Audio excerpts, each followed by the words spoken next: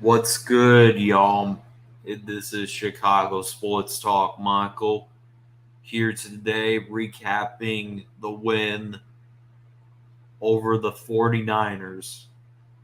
I want to say shout out to the Bears. This has been a victory Monday.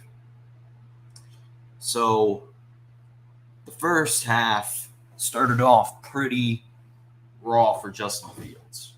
But when it came to the second half, Justin Fields made adjustments when it mattered the most. And I'm going to share my screen with y'all real quick. And this is the play that changed the game forever. All right, let me share my screen. So if you guys look over here, see the pressure, the 49ers were getting pressure on Justin Fields, and he's scrambling to his left, and then he throws a ball. It looks like it's gonna be to nobody, but he finds a wide open Dante Pettis. That was a dart by Justin Fields to Dante Pettis for the touchdown. So I want to see everyone's reaction to that. And this is another play that I was very impressed by.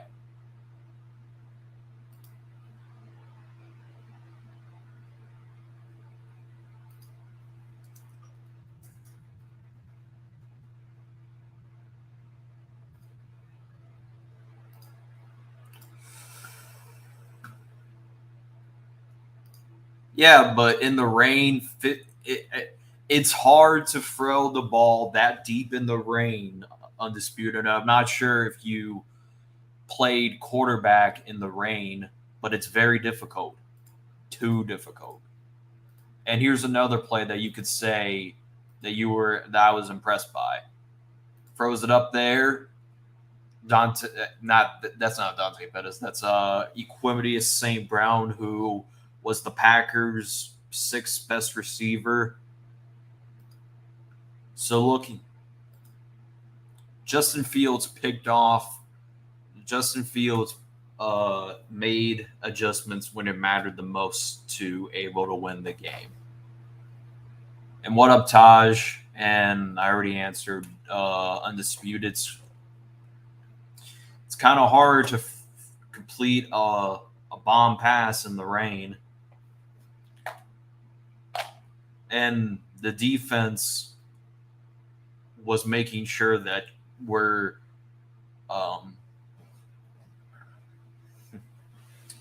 the set. All right, so undisputed says the second touchdown pass is all right, but the first one is easy. Rain or not, he's an NFL quarterback.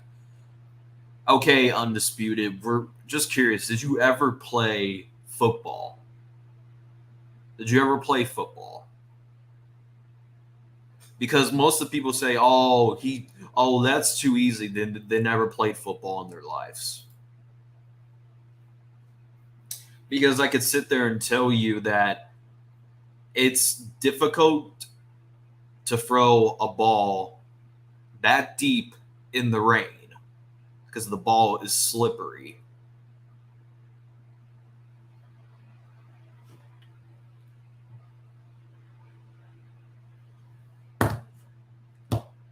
Did you play quarterback though? What up, YTC? I'm just recapping the game.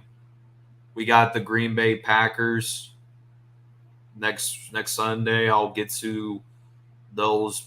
I'll get to that in a moment in the next couple of videos. Yeah, even he's saying it's hard to throw a football in the rain, and especially how bad it was in Chicago. There was even warnings of flash flood. Like with how bad the rain was in Chicago, flash floods were the major concern. So for him to do that, I am extremely impressed how Justin Fields was able to turn it around, especially after um, that bad performance by Justin Fields in the first half. And talking about that first half, it was the typical thing that you would have seen in the Matt Nagy era, where Matt Nagy couldn't he had no game plan. We didn't move the ball downfield. We didn't get points off. We usually had more 3-and-outs during the game, but the second half looked a little bit different for the Chicago Bears. I played running back. Again, it doesn't matter about the rain. There was nobody around. Oh yeah, you meant to say Pettis, but you must have been an autocorrection. That's not a hard pass for an NFL quarterback. Undisputed. When you play, raining games are usually good for running backs.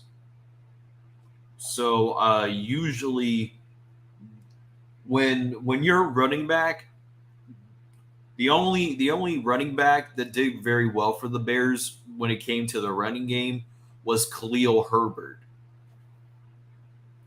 And but when it comes to the quarterback, like undisputed, have you thrown a football in the rain before?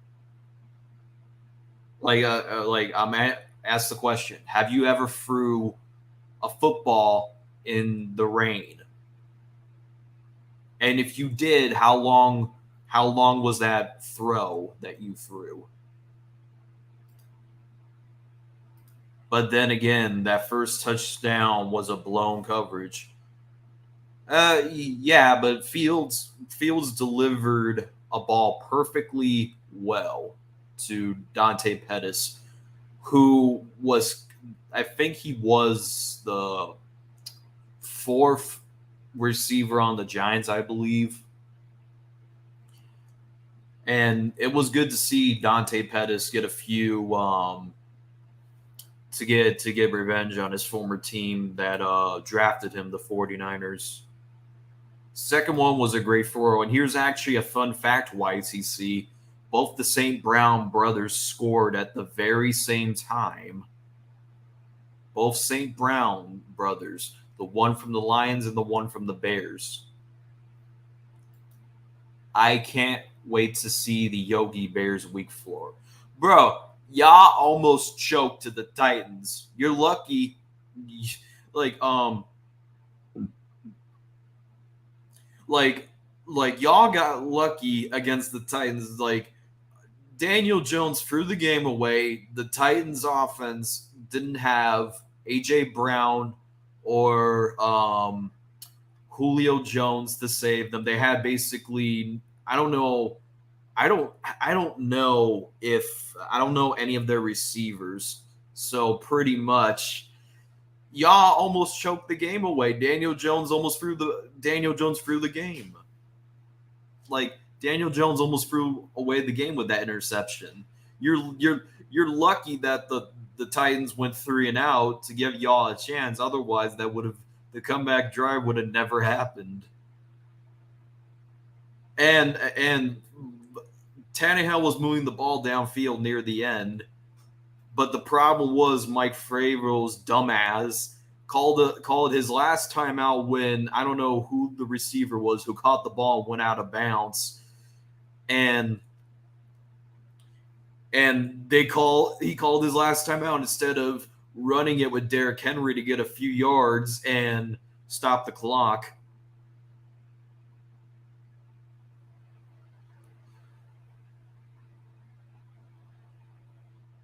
I know you guys love Daniel Jones, but you have to call him out when he almost wrong.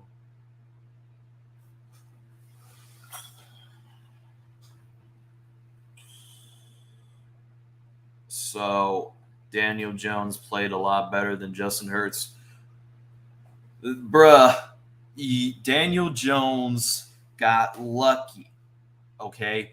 You could say that the Titans were the number one seed, even though they played in a weak ass conference. and the whole AFC was an atrocious was that bad. The Titans were the most fakest number one seed ever.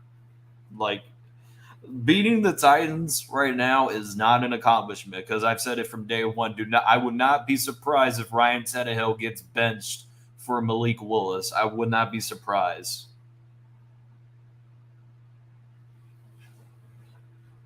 They traded away AJ Brown to the Philadelphia Eagles.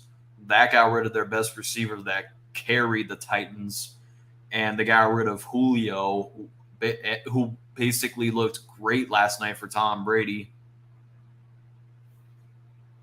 Oh yeah, Undisputed. I'll definitely be on your channel week 4. But the facts are the facts. I think you guys are losing to the Panthers because I think Baker Mayfield looks extremely well. I mean, he did play well against the Panthers, but the problem was the Panthers defense failed when it mattered the most.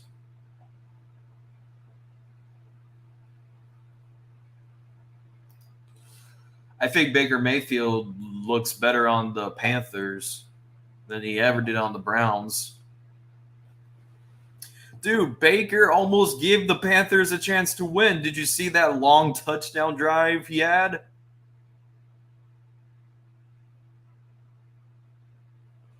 Not his fault. The defense literally gave Jacoby Brissett the field goal position. Like, that's not his fault. Baker Mayfield tried to win the game, but the problem was the Panthers defense blew it when it mattered. Just like the Titans did.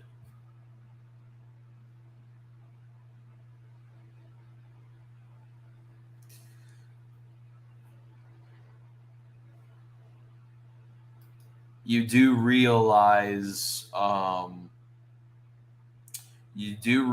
we're getting our pass rushers back next week. Baker going to be running for his life. And you're acting like the Browns don't have a great pass rush. They have Jadeveon Clowney and Myles Garrett, I believe. So the Brown and I think they had Dominic Sanu. So Baker Mayfield tried to win the game when it mattered, but the Panthers defense choked when it mattered. So when it comes to most, I said the Titans will probably be. Look, you guys have to understand the Titans are going to regress this year. The Titans are going to regress this year. With AJ Brown left, and Julio Jones is doing well in on the Tampa Bay Buccaneers. Ryan Tannehill's a joke. So pretty much, I don't think Ryan Tannehill is going to be starting for the Tennessee Titans very much longer.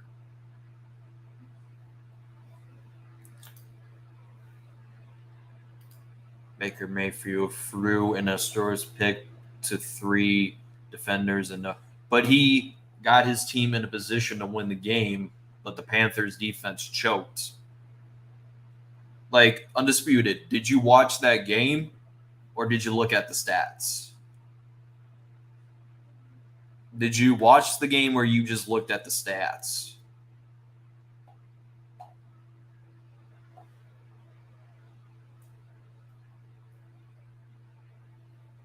Oh, I thought he was going into hiding after he lost this week. What's up, Don Burr? Your team lost to you guys got beat pretty badly. I mean, I know you almost made a comeback, but let's not act like y'all played your heart out.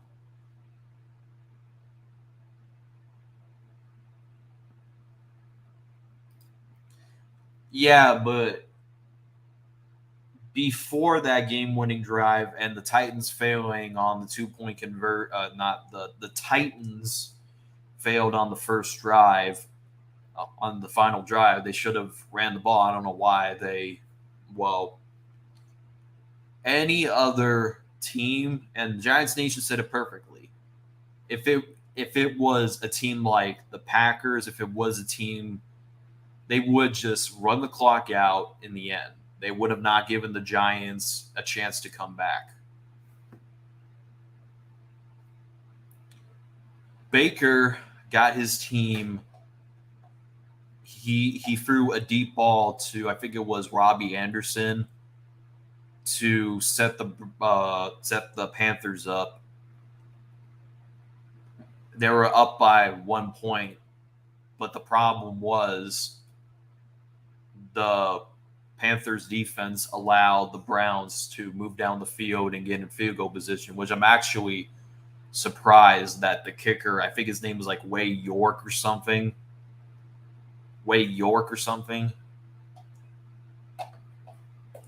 Made like a 63-yard field goal. Yo, Don Bird, your team was down 31-14. That game was over. Like, it's the same thing. It's the same thing with the 49ers. Y'all had no hope. But somehow y'all still made a comeback into the game, but you still lost. Yo, YTC, I think, yeah, you are moderated. So, Don Bird, because you said that dumb shit, someone put him in timeout. Put his ass in timeout. Put his ass in timeout. Anyone who has a mod rent, put his ass in timeout. Yeah, go. Put his ass in timeout. Like, why are you celebrating a loss? Like, you had no hope coming back.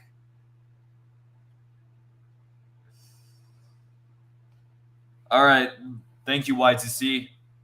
Like, Don Berg, you could say that stupid shit on Kofi stuff, but you ain't saying that shitty stuff on here. And I actually thought he went into fucking hiding for a moment.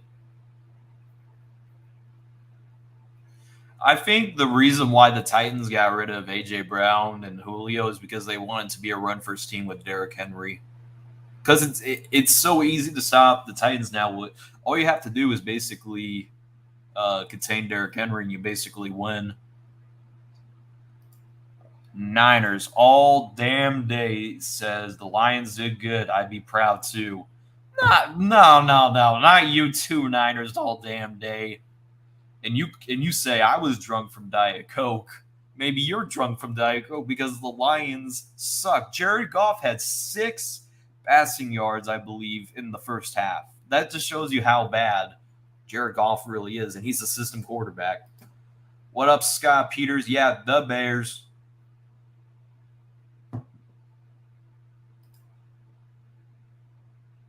Derrick Henry. Wait. Didn't Derrick Henry? I mean, the Titans haven't been the same since Marcus Peters intercepted Tannehill and they stopped all over their logo. Well, that's what you get for doing the same thing. Week 13, it was in 2020 when the Titans beat the Ravens. I'm surprised Don Bird ain't in here with one of his burner accounts. Like, I'm surprised.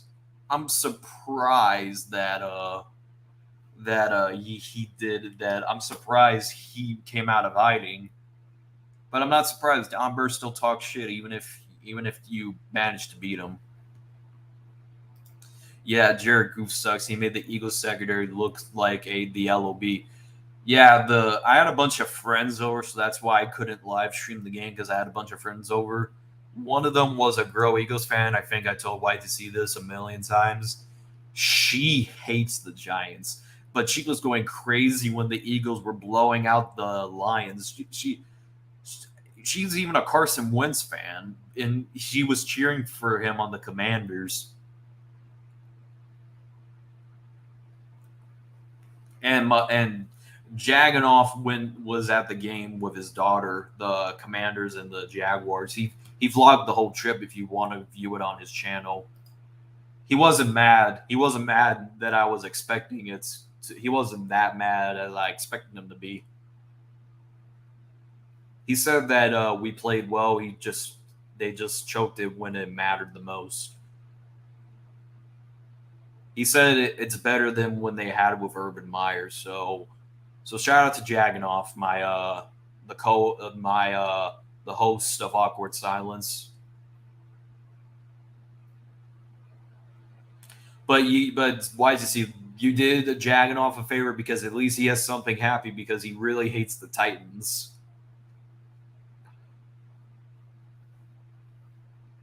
He really hates the Titans. He would even root. He would even root for us if we played for the Titans. So at least be happy with that because we don't want to hear Sam Bells as being on drunk of Tennessee whiskey, being like, "Hey," being like, "Hey, yo, YTC, we I don't want to say something that will get me canceled on YouTube, but you pretty much know what he would say because he's on that Tennessee whiskey, bruh." So, anyways, the schedule for this week, recapping the win over the 49ers. As we get to the Green Bay Packers, I'll talk more about the Green Bay Packers and on when I get to the predictions and all that on Friday. I'm going to do Friday predictions. So, anyways, shout out to the Bears. It was a hard fight. Shout out to everyone who's in the stream right now, except for Don Bird. We don't include any poverty franchises teams around. Even the Lions are beyond poverty, but you get the point. But anyways, thank you all for tuning in. Always like up the stream and always bear down.